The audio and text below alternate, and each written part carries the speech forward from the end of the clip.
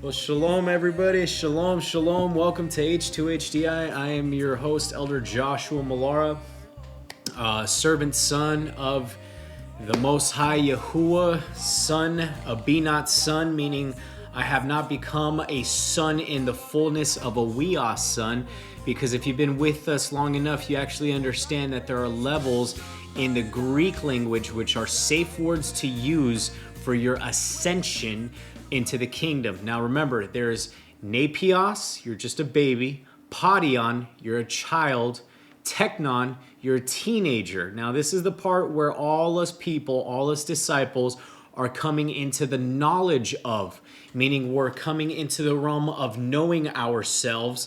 We're knowing ourselves in who we are and what we're becoming. We're becoming the sons. And as we begin to allow the word to process and allow the word to edify, exalt, rebuke, encourage, inspire, and feed us, nurture us, guide us, then you're going to begin to come into another realm called the weos son, meaning a son that's fully furnished, not lacking any furniture pieces. What am I saying by that? Well, if you've been with us for a little bit and you go into our archives in the Intune with the Triune, something that was birthed by my spiritual father here, Shiliak Menechem, or as you know him as Robert Gonzalez, or in English, Apostle Dr. Robert Gonzalez. The reason why it was birthed into him, because he was saying to himself, I need to have a son that's going to be able to bear the weight of sonship. Meaning he doesn't think for himself, but yet he has the mind of Mashiach in order for him to grow and ascend into the realm of bearing the weight of the name of Yahuah upon his shoulders. So I'm not saying I'm the son, I'm a son of Yahuah, because there's only one begotten son, and his name's Yahushua. So without no further ado, just want to thank you, welcome you all.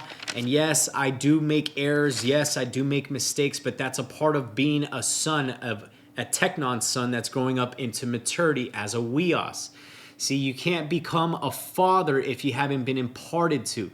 You can't be a father unless you haven't been becoming a son, because the majority of the scripture right here is a father-son relationship message. It's not something that's been conjured up to say death, burial, resurrection, and soon coming return of our beloved Messiah. That's a half-truth, but the full truth of the matter is you become the son that goes through the process, and Shiliak has said it before here, I said it before. You've gone through the process of allowing your soul, your identity to go through the tomb, so now you resurrect in the womb of where you were first buried, because you're not coming into the realm of how should I say it? You're not coming into the realm of darkness, the covenant of night, the covenant of darkness. Now you're being transformed, transfigured as a son into the kingdom covenant of day.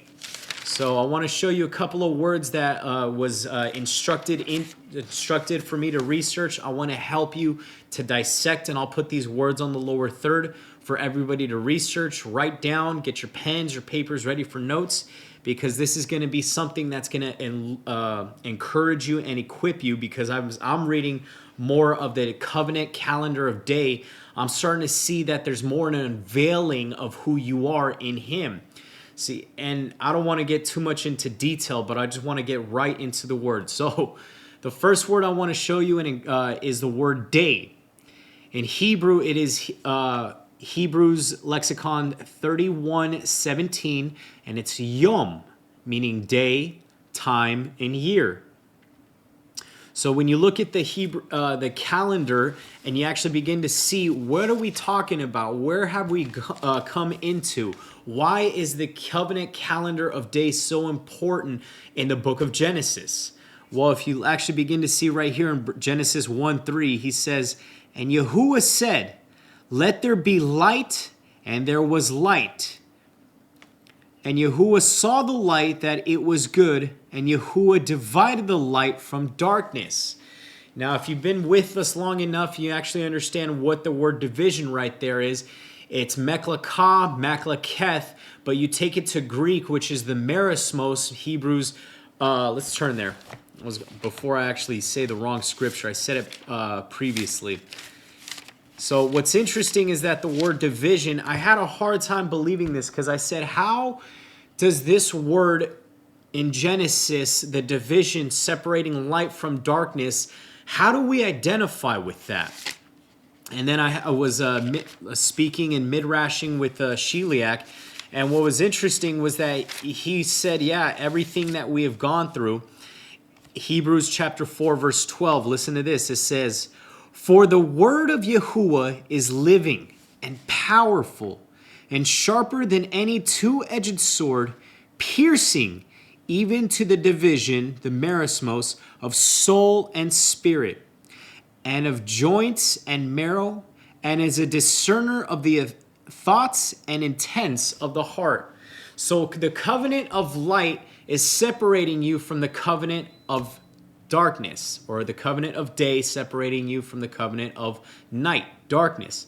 The reason why we have been going through this is because as a son, your identity is that as you allow the word to process you, you're becoming a son that's coming into his proper order. See, the day right there, it means a working hand or working waters.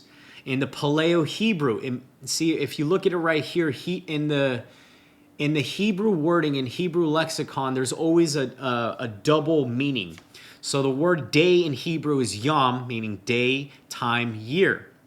And then a flip side of that, it means a place of storms and heavy surf.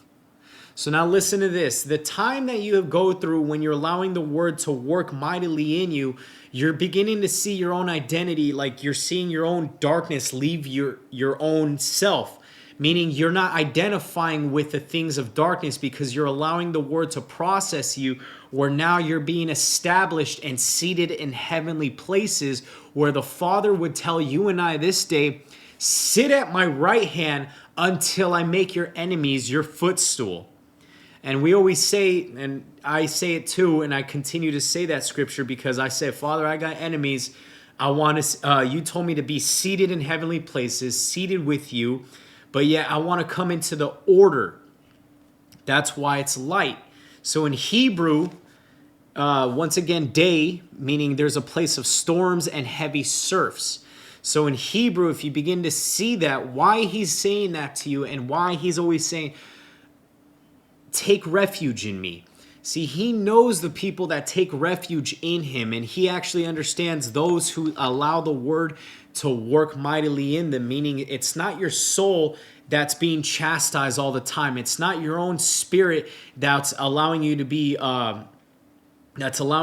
coming into a place of not just shalom, but you're entering into the labor of shalom, meaning you're allowing the word to work where you're destroying the works of the old man nature, the old Adam nature, the first Adam nature, the fallen Adamic nature, and you're allowing the spirit man, the light, the son of order, Yahushua, to work in you. That's why the Hebrew word light is Hebrews 2:15, and it's or, meaning O-W-R. And it means to be or become light, shine. There's where we get the root word order. So that's what it means. The word or means to become light or shine as light. And the flip side to this, listen to this, is that order is also used as boxes used to store items to keep them in order. Light is also necessary for order. So that's why when you read the scriptures where it says darkness cannot comprehend the light, is because darkness is still ignorance, it's still arrogant, it still thinks of itself, it only wants nothing but itself, and it's completely empty and void, tohu and bohu. There's no fulfillment and no full purpose of Yahuah in darkness. That's why he said throughout the scriptures, I created light and I created darkness. Any man who tries to change the covenant of light and dark, then I'm going to have to change my covenant with David, my servant. And I'll put that scripture on the lower third because I remember that scripture. I read it and it was so powerful that I began to see, wow, Yahuah is not a Yah that you mess with. He's a Yah or Elohim you serve, you submit, you yield to. And if you don't know how to submit and hear his words properly, get in line with a shiliach, a father in the faith, who's going to lead you and guide you into understanding the fullness of the kingdom covenant calendar of day. When you begin to see that, he's going to show you and illuminate to you your identity was already hidden in light. You're just coming up higher. The Hebrew word of ascension or coming up higher is aliyah. We said that on our previous TerrorBites. We said that on our previous Sabbath live stream of the covenant calendar of day. I encourage you to, can go to our archives and go watch that.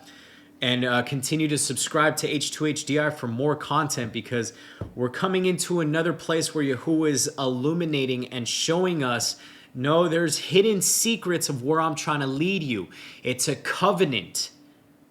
Because, oh my God, I'm starting to see even more. Salvation was for the Gentiles. Sonship requires covenant.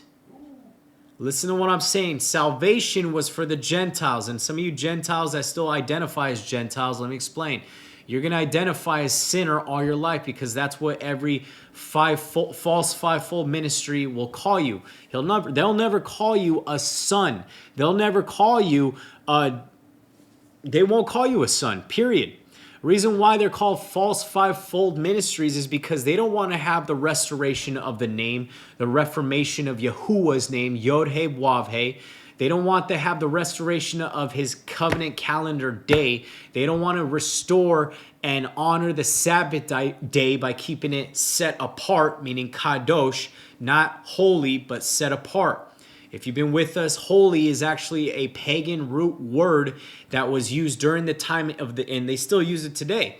The Hindu or Hindi, excuse me how I'm saying it, but I want you to research the word holy, H-O-L-I and H-O-L-Y. They both sound the same, but spelled different. What that word means is that in the Hindu culture, that's a festival of lights where light overtakes darkness. But the Father is the Father who created light and darkness. So what is man doing? Man is observing and man is worshiping creation, whereas sons worship the Creator. That's why as a covenantal son, the false fivefold they're still in darkness. I'm sorry to say. Why? Because they choose to perfect saints rather than to birth sons.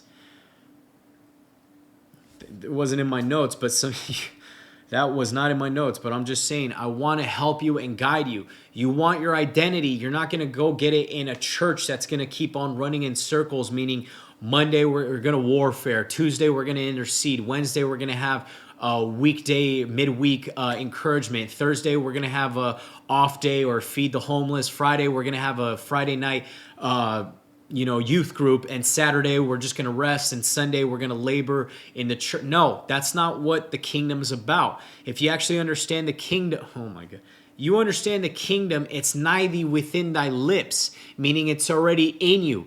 That when you go through the process of Hebrews 4:12 and allow the word to separate your soul from your nefesh, from suke, nefesh, from your spirit, you're going to have a better and greater understanding of how you're becoming spirit-led and spirit-filled. Yes, in the day there are storms. Yes, there are fiery darts. But what does Psalms 91 says? Let's read that.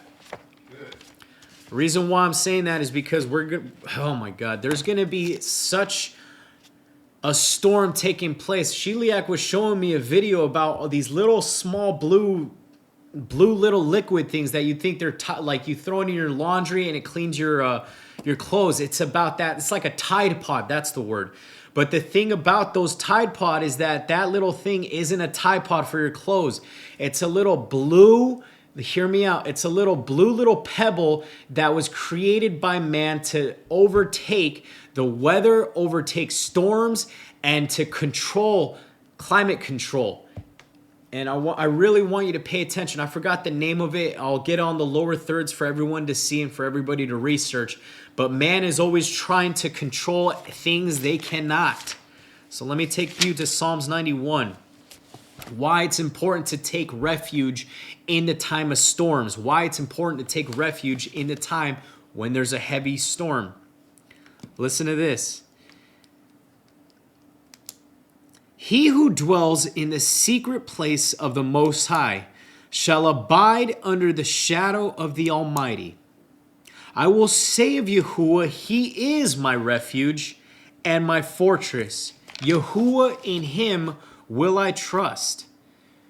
Surely he will deliver you from the snare of the fowler and from the perilous pestilence.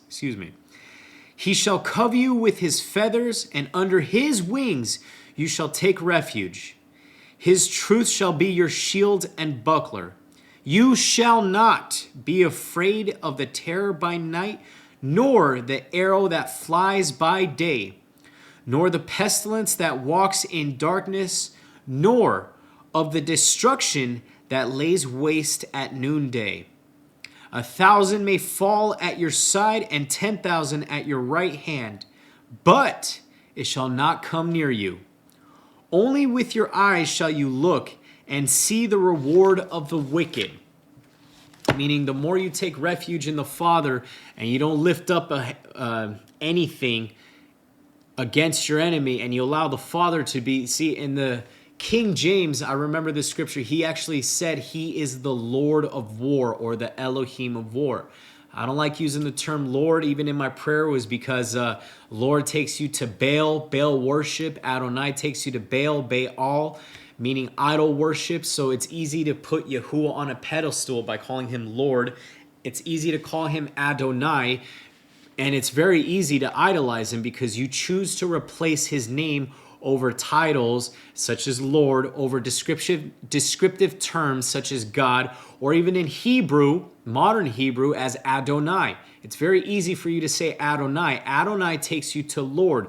Lord takes you to Baal worship. Baal worship is the same thing that Elijah was fighting the prophets of Baal during the time of King Ahab and Jezebel. That's why it's very important to use his name. False fivefold ministers, and yes, I'm going to say it, you're false because you don't want to restore and reform his name, Yahuwah, Yod-He, Wav-He, Hebrews 30:68. You don't want to honor the Sabbath days by keeping it set apart. You want to have church on Sunday and listen to the Vatican that said in the 15th century, and they said this, they said, by our holy power, we ordain the first day of the week as holy.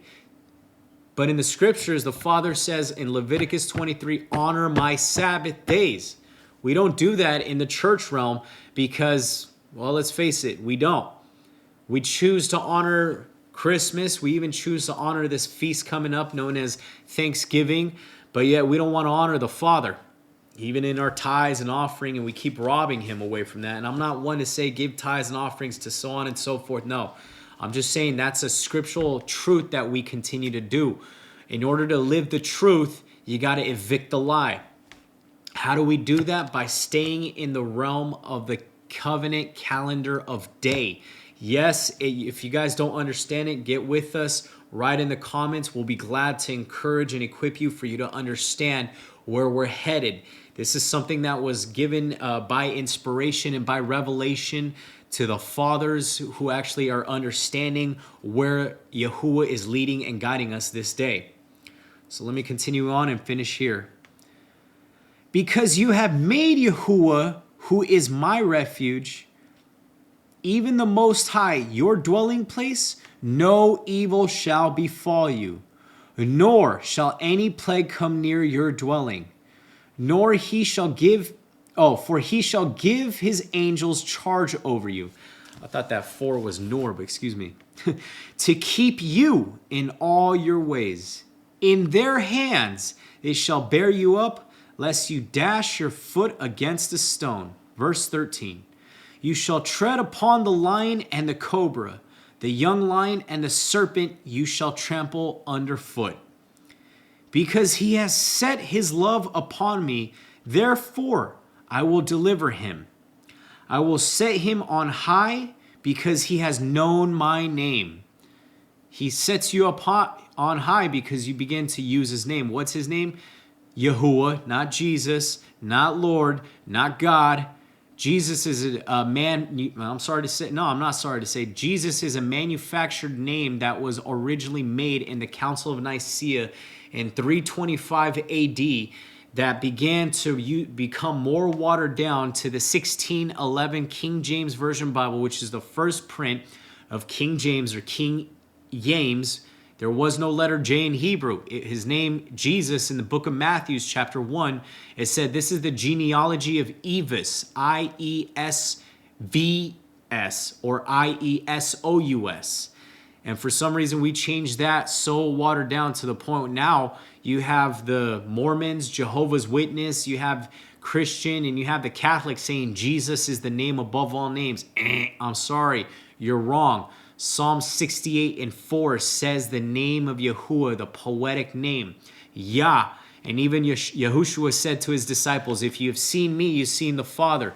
If you have known my name, Yah, Yahushua, you would know the name of my Father, Yahuah. So before I end here, I want to show you this. It's called, I can't show it to you, but I want to tell you what it's about. It's called blue jelly balls. I want you to go research that. That's your homework. This isn't something it is a light matter, but it's a truthful matter for you to take a look into. These blue jelly balls, they look like they're a quarter size, and what they're purposely trying to do is manipulate government is trying to manipulate the weather to control not just the United States, but all over the world. The purpose for that is to not only control weather, but control sound.